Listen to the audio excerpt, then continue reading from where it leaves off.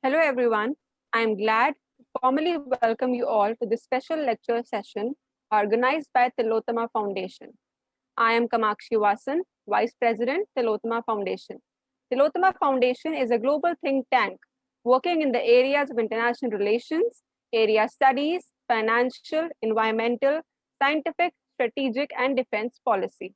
Today, we are glad to have among us Professor Tomohiko Taniguchi, former special advisor to the Prime Minister of Japan, who will be delivering a special lecture titled Understanding Japanese Policy in the Indo-Pacific.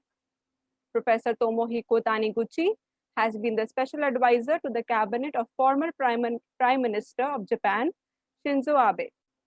He has also held the position of the Counselor of the Cabinet Secretariat, Prime Minister's Office at Japan.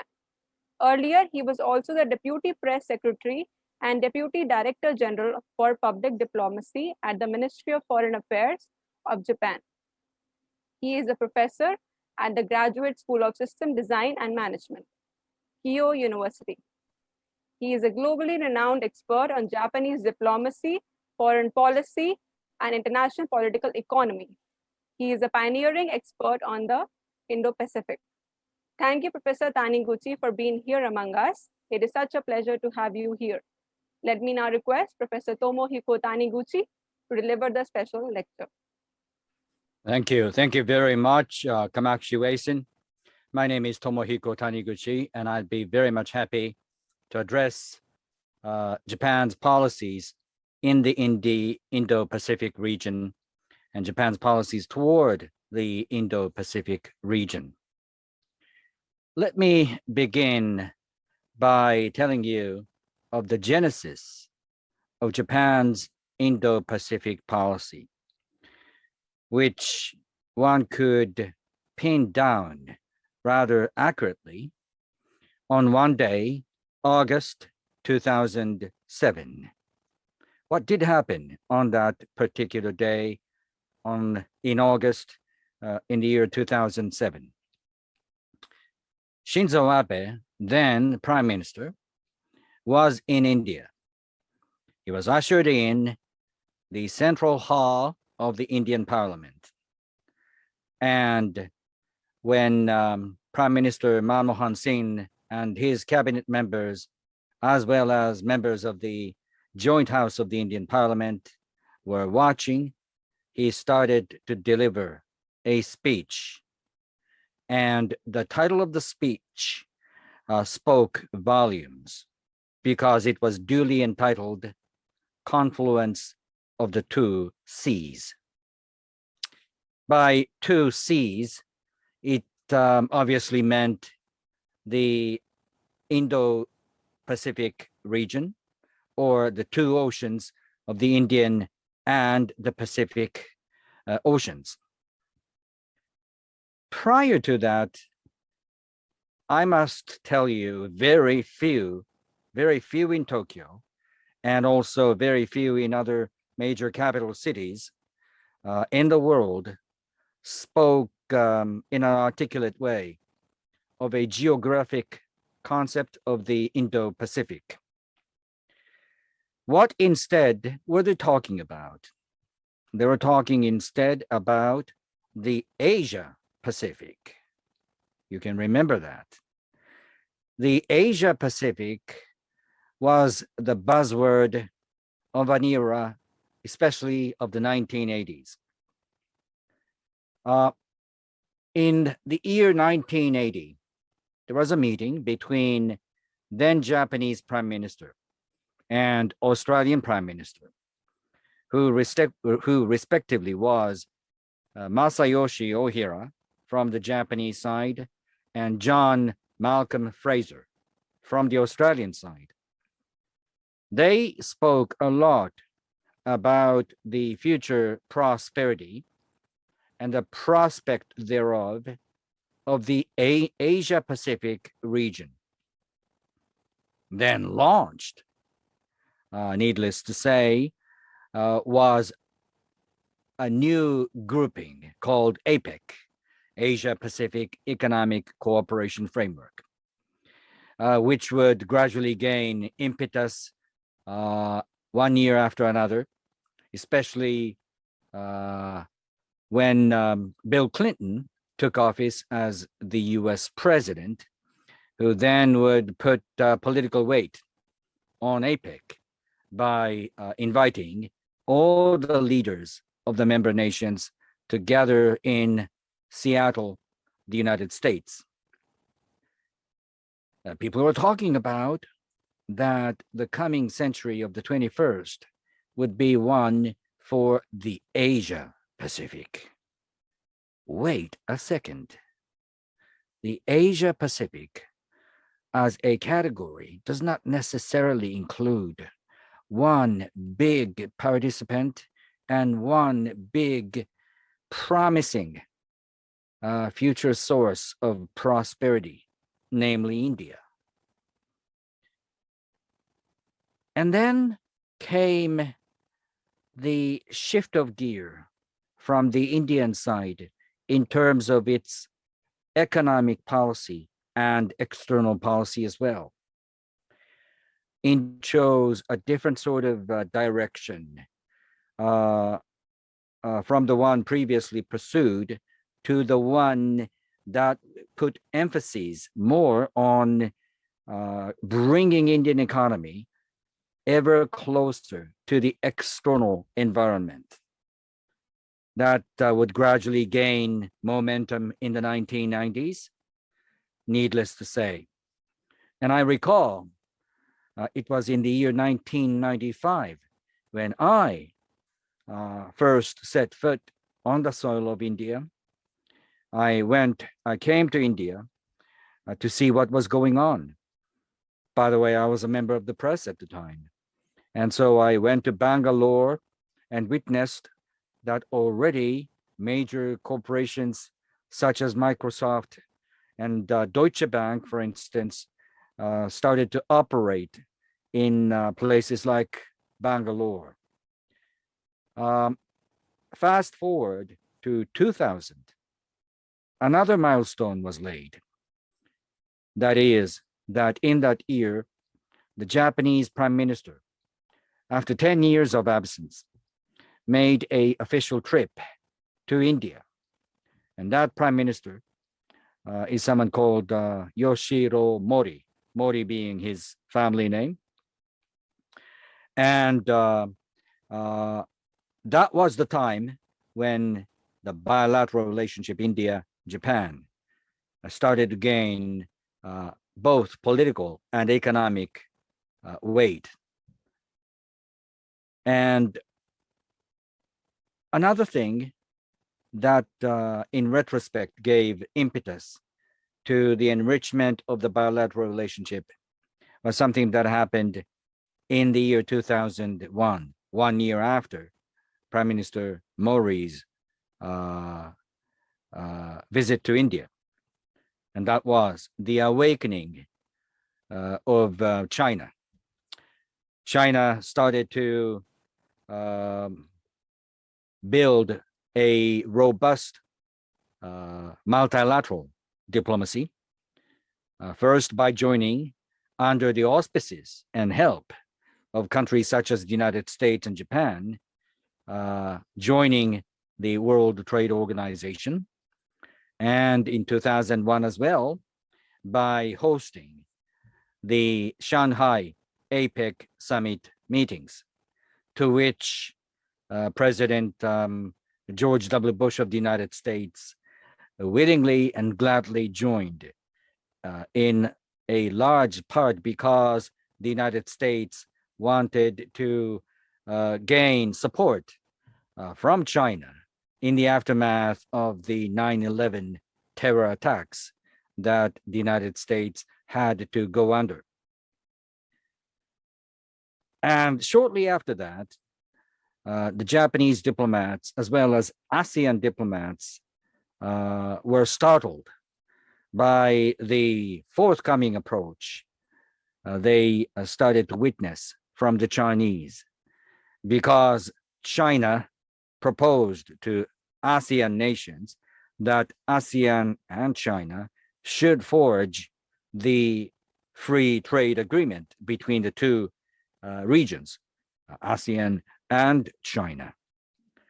And Japan was very much shocked because very few people within the Japanese government expected that China would this soon take off its straitjacket in which China long maintained its renowned low-profile diplomacy to forge such an ambitious FTA with ASEAN. And so started was an attempt by Japan and by Singapore to counterbalance the rapidly growing shadow of China in the area of ASEAN by grouping, by putting together like-minded maritime democracies. And I'm just talking about the genesis of a group called EAS, that is an abbreviation for East Asia Summit. Singapore, Tokyo both work hard to invite India first and foremost, but also Australia and New Zealand. Then created was ASEAN plus 6. That is to say, ASEAN member nations plus China, South Korea, Japan, Australia, New Zealand, India. ASEAN plus 6. But that group would be called East Asia Summit. By the way, the flip side of the same coin, EAS, is the RCEP. So from the Japanese side, the RCEP should ever remain incomplete without having India. But that's another story. The launching of EAS by including India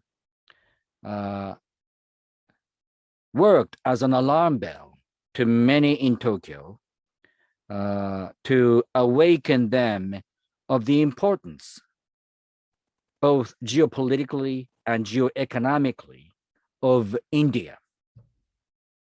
My first point that I should make about Japanese policies towards the Indo-Pacific is to say that without India,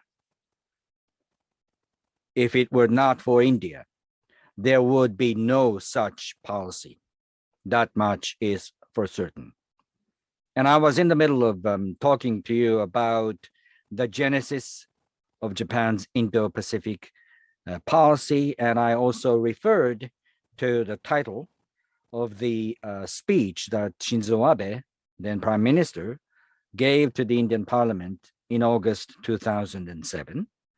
And I must reiterate by saying that that was the very first time when Japan proposed a newly created geopolitical and geoeconomic concept of Indo-Pacific instead of the previously well-used another concept of Asia-Pacific. And I also made a point that without India, there would be no Japanese policy toward Indo-Pacific. At this point, may I just tell you that there are 3 important points when one speaks about Japan's Indo-Pacific policy. And those 3, by the order of importance, are that Indo-Pacific policy is about Japan bringing itself closer to like-minded, rules-abiding, maritime, democratic nations. Let me just repeat. This new geopolitical and geoeconomic concept of Indo-Pacific is all about bringing Japan closer to like-minded, maritime, democratic, rules-abiding nations. So it is about Japan bringing itself closer to Australia, to India, two of the most important nations in the Indo-Pacific region. Why so? Because Japan needs a much larger strategic space when, in fact, the neighborhood of Japan is increasingly under the shadow of the extending shadow of China's military might. And China is not interested in complying with the rules already existing in many ways, from maritime rules to even space rules abiding the space exploration. So that's the first point. Second is about economy. Each passing year, you see as many as 1,700 large ships going back and forth in the Indian Ocean, connecting Japan with the rest of the world, especially the Middle East and Europe. And that's the industrial corridor, major highway for Japan, but for all other nations as well. And one could easily envisage that in due course, the eastern coast of Africa would accelerate its development. I am talking about countries such as Kenya and Mozambique, the latter of which is endowed with very rich resources, needless to say. The Indian Ocean promises to gain even more salience as time goes by as one of the most important industrial corridors for the global economy. And Japan, being an island trade-dependent nation, must have a secure environment in the Indian Ocean. And obviously, nothing can be achievable without Japan partnering with countries such as India. So the second point of mine is about economy. The third is to invest in our mutual future. That's also important. The Indo-Pacific policy being pursued by Japan is to invest into the future of India and vice versa. Seen from the Japanese perspective, India represents a couple things. One, very young in terms of demography. Two, as a result, the potential of the future prosperity is actually enormous. But third, which is most important, India is the largest democratic country ever witnessed by humans in the history of humankind. And Japan, being among the oldest democracies in Asia, has all the more reasons to partner more closely with such a country like India.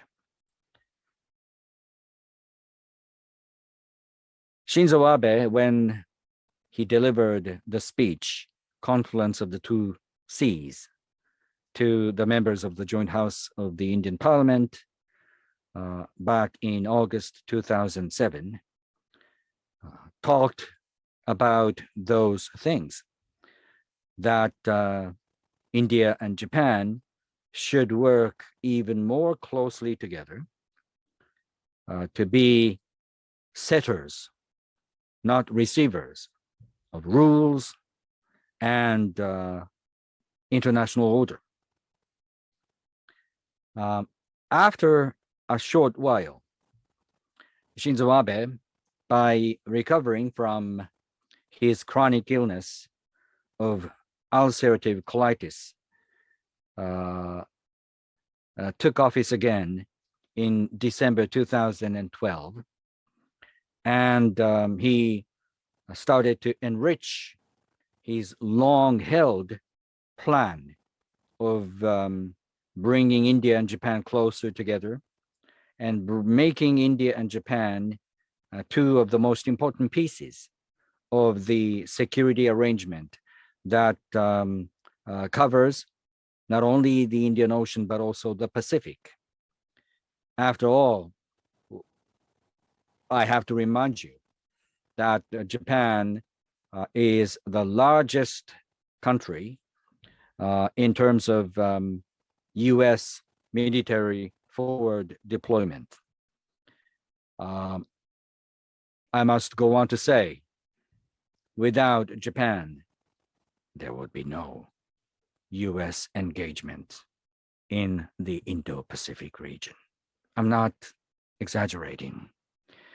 Japan's been hosting the largest ever military footprint of the United States. Back in the 1960s, there was mixed emotions about it, but now in the 2020 years, many in Japan view the presence of the US forward deployed forces not as a deficit of any kind, but as a political asset. And the United States leadership, in a bipartisan way, is also fully aware that without Japan, there would be very little US military engagement in the region.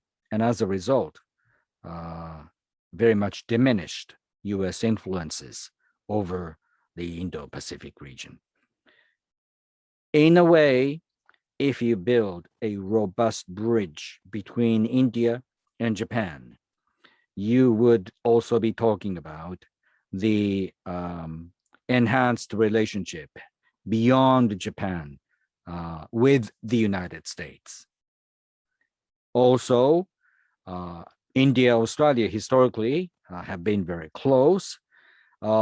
Japan, Australia were all about economic relationships. The economic relationship between the two nations started in the 1950s, the late 1950s. As Japanese economy grew, Australia would gain very much important role for Japanese reindustrialization. After all, Australia became the biggest source of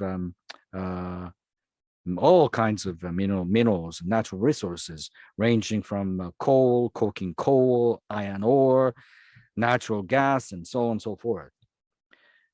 However, Australia became very much sensitive about the extending shadow, again, of China into Australia per se and the neighborhood of Australia's.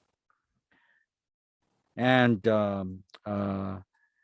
in our recent memory, China used its coercive diplomatic policies toward Australia when Australia wanted to scrutinize how the COVID-19 vaccine, how the COVID-19 virus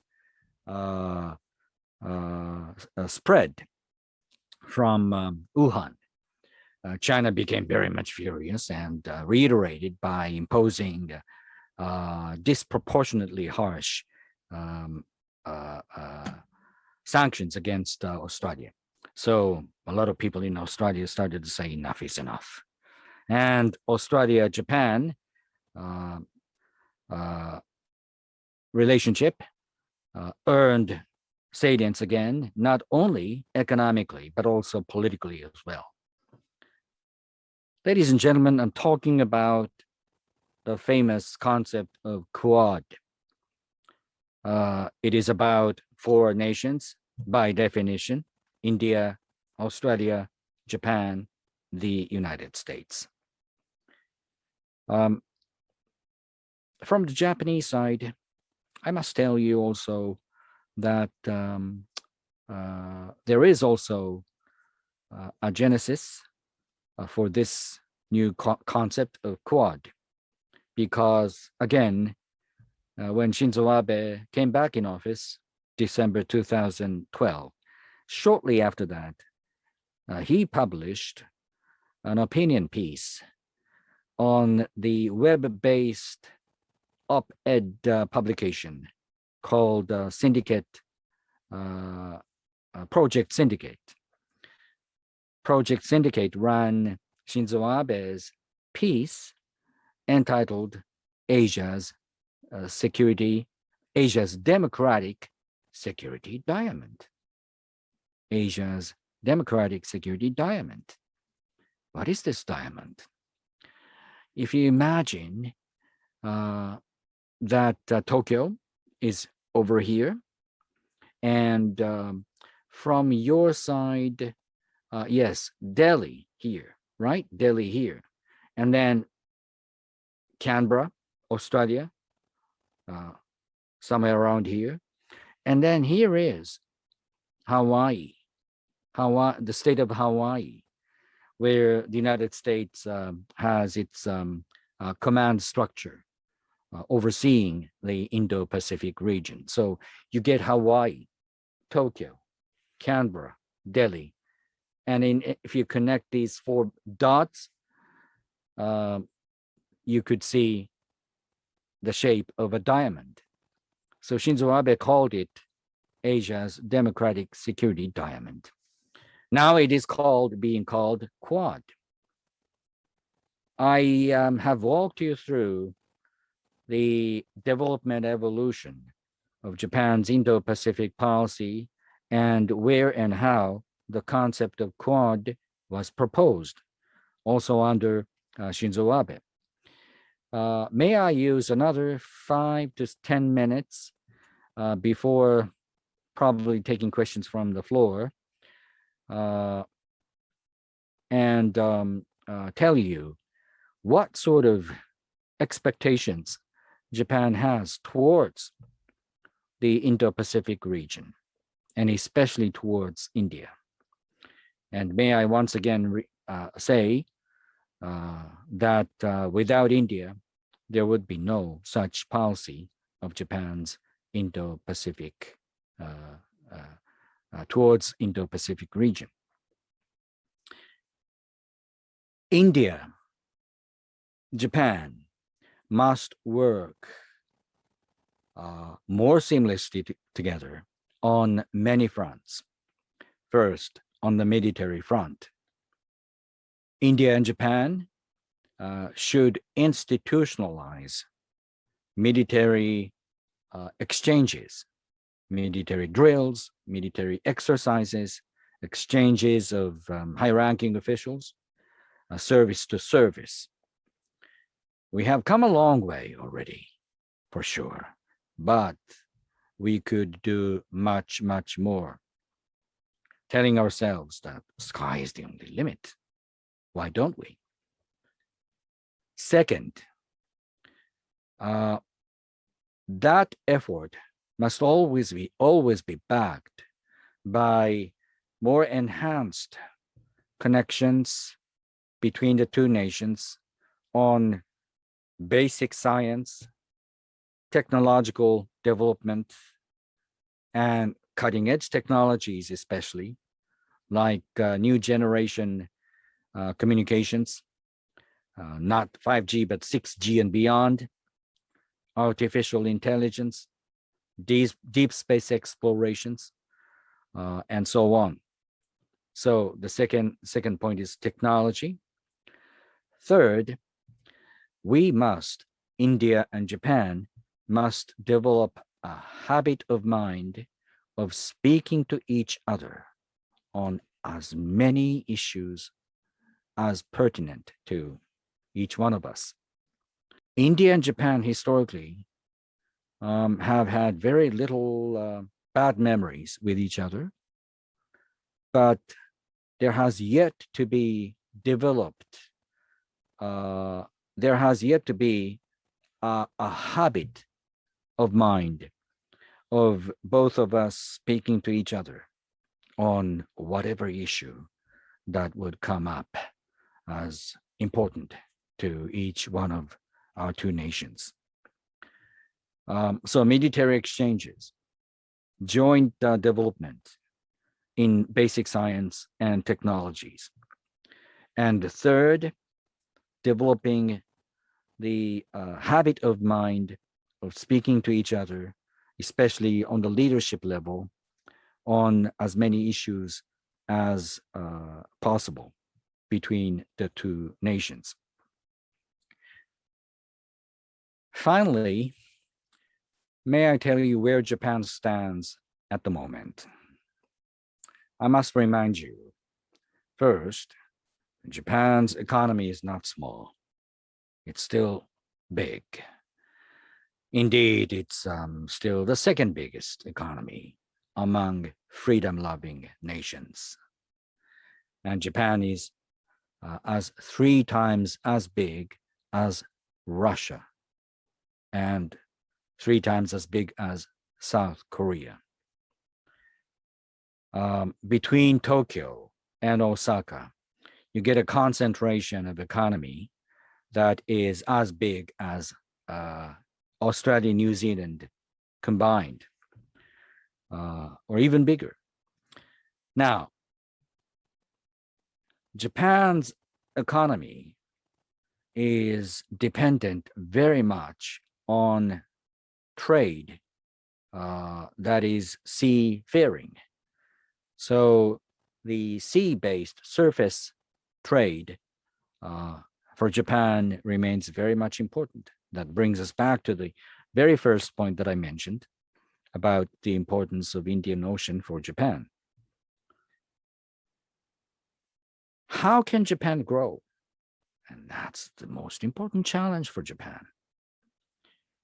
For Japan and for any other nation, including India, there must be 3 ways. And there are actually only 3 channels for growth, needless to say. I'm talking about supply side of an economy. That is about labor input. You can either increase the number of people working or the amount of hours working for work. Labor input, capital stock, such as investment into new facilities on factory shop floors. Third, productivity enhancement. And that's about technology, mostly, innovation, mostly. But in order for Japan to achieve these things, how can Japan do? It is to do all sorts of things because Japan is losing its population. Demography works not to the merit, but to the detriment for Japan. And second,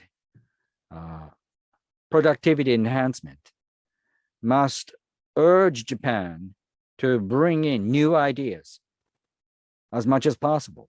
And new ideas could only come to you by the exchanges of humans.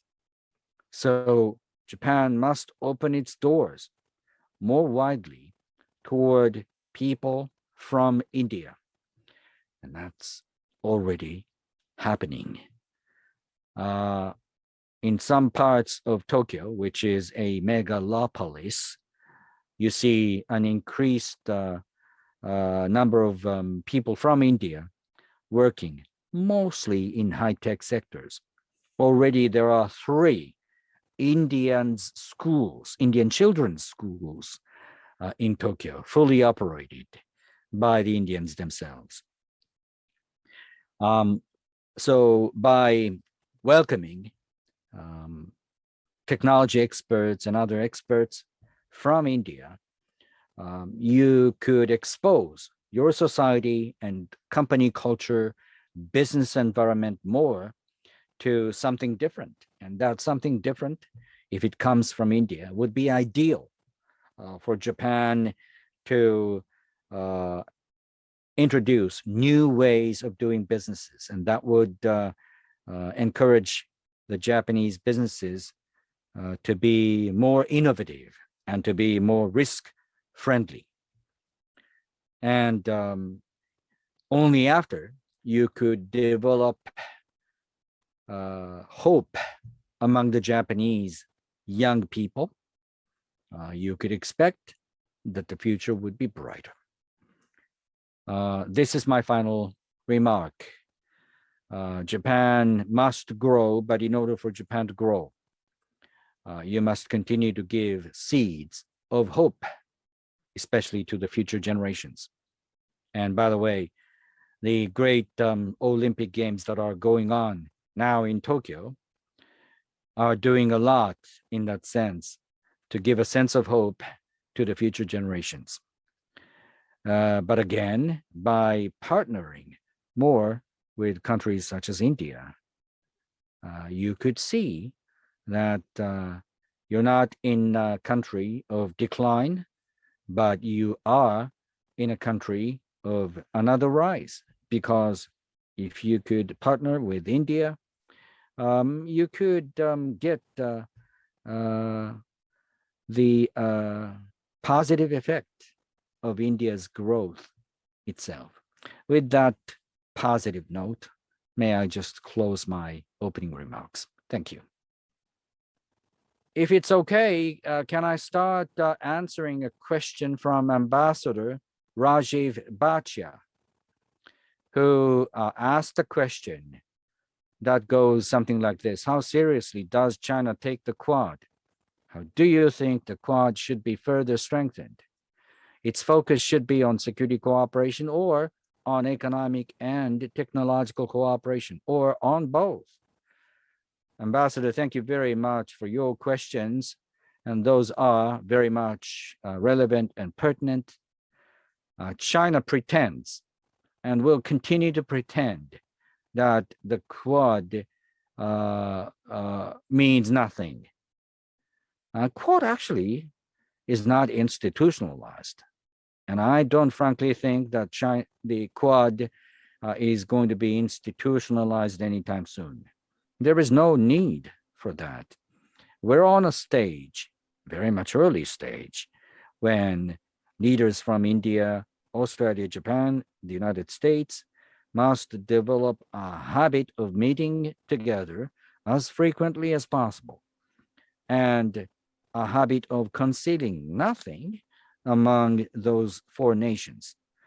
And Quad is gaining attention from many other nations. Obviously, without Quad, it may be said to be doubtful whether British Royal Navy has chosen to send its aircraft carrier battle force with newly commissioned aircraft carrier of HMS Queen Elizabeth to the Indian Ocean and beyond. So the UK, France, even Germany.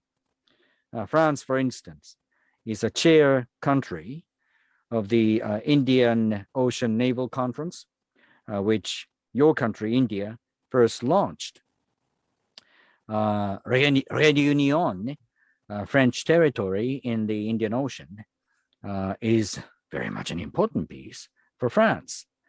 So it's a welcome development for many, including the Japanese, because Quad is, after all, a group of democratic nations.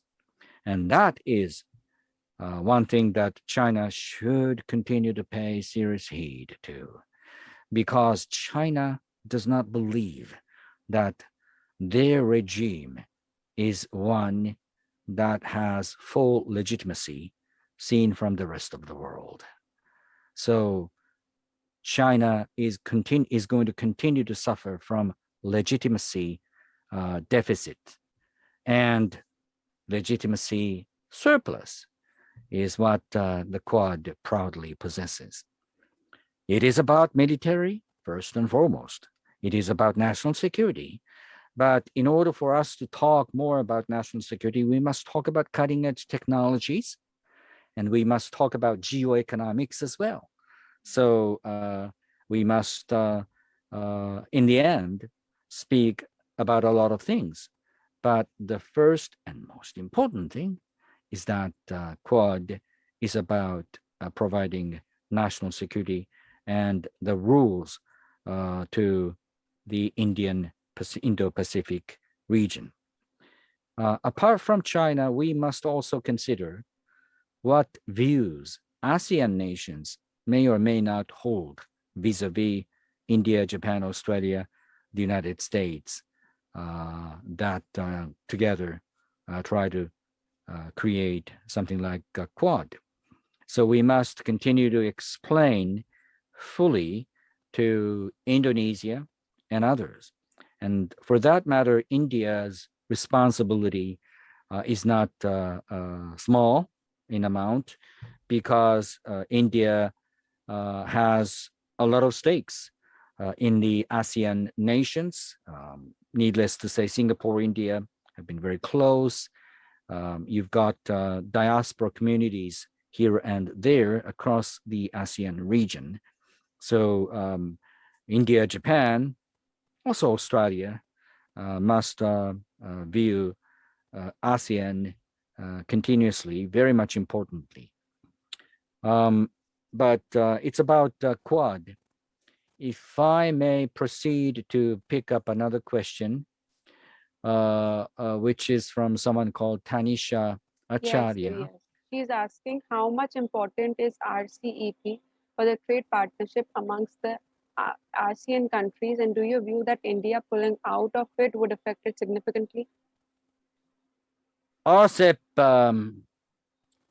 if I may say it again, is the flip side of the same coin of EAS. EAS being a group of many democratic nations: India, Australia, New Zealand, Japan, to name only four. So Japan trade negotiators, and in fact, Prime Minister Abe himself expected a lot, had high expectations that with India, RCEP would be as democratic as EAS. I'm not buying an argument that RCEP is something China led to its fruition. It's not true, because RCEP, after all, is another side of the same coin of EAS. So I am hoping in due course, India would have the second thought and choose to join RCEP. It's very much understandable that with the influx of products made in China, many people in India, especially in industry, feel very much alarmed that India's competitiveness is not going to be robust enough to compete against products coming in from China. But I want to say that you could be more confident about your potentiality, about your potential growth potentials. And the Chinese society, its demography, is already working not to the merit of China. The opposite is becoming increasingly the case, while India is going to continue to embrace the youthfulness of your own society, and you could unleash your technology and science potentials more in the future. So I am long-term not much pessimistic, rather optimistic that India would ultimately choose to join the RCEP. We have next question. It says, do you think without China or Chinese role, a maritime initiatives can be successful in this vast maritime space? The Chinese have chosen not to comply with the internationally accepted norms and rules. The Chinese, I'm not talking about Chinese people, individuals. I am talking about the state of China. The Chinese have chosen to be an outlier of the international norms, the evidence of which is actually evident if you look at what's going on in the East and South China Seas. It is the Chinese that are sending official and paramilitary vessels every day to the neighborhood of Japanese territory, the Senkakus. Hardly a day goes by without hearing Chinese Coast Guard sending ships to the contiguous waters and even territorial waters around the Senkakus. It is by so doing challenging the territorial integrity of the Japanese. Can Japan work together with such a country to safeguard the internationally accepted rules? The answer is no. If you look at Vietnam, the Philippines, the Chinese are extending, Chinese are pushing envelope and challenging those countries' territorial integrity as well. And I think the Chinese are having high hopes to gain more, not less, military footprint also in the Indian Ocean as well. So what's important is to speak with a concerted voice, one voice among countries such as India, Japan, Australia, and so on, to the Chinese that you must comply with the rules that we abide by. And for that matter, the maritime order is going to be safeguarded by the partnerships among the nations such as India, Japan, Australia, and so on. I'm not sure if I answered the question, but that's what I should say. Quad has yet to be institutionalized. I think it's still in a very much early stage for us to speak about expansion. It is not yet cohesive. Cohesion is something that India, Japan, Australia, the United States should pursue, while constantly speaking with ASEAN nations. It would be great if the four leaders of India, Australia, Japan, the United States could have extended meetings with leaders from ASEAN nations. And what ASEAN does not want to see is the wedge being inserted into the ASEAN, and a wedge probably that could divide ASEAN into two parts. That's something that ASEAN never ever wants to see from outside, including Quad. So Quad must be transparent, and leaders of those four nations must hide nothing, must let the rest of the world be aware what they are talking about. So that's something that Quad should pursue at this point in time before trying to expand its membership. It's not even a club. It's just a group. It's just a gathering of those for nations. Thank you, sir. Another question. How do you look at the Japanese Indo-Pacific policy? What are its ultimate long-term goals? Long-term goals, I think I have already spoken about those. It is to bring Japan closer to the Indo-Pacific region, especially like-minded democratic maritime nations, which is why the salience of countries like India and Australia should go without saying. Long term, Japan and India should and could work more seamlessly together to set rules and norms for our future. Long term, the growth of India must also benefit the rest of the world, including Japan. In order for that to happen, what's very much important is to safeguard the rules-based international order, especially one in the maritime domain. Thank you, Professor Tomohiko Taniguchi, for this wonderful lecture. It was such an educative and insightful experience.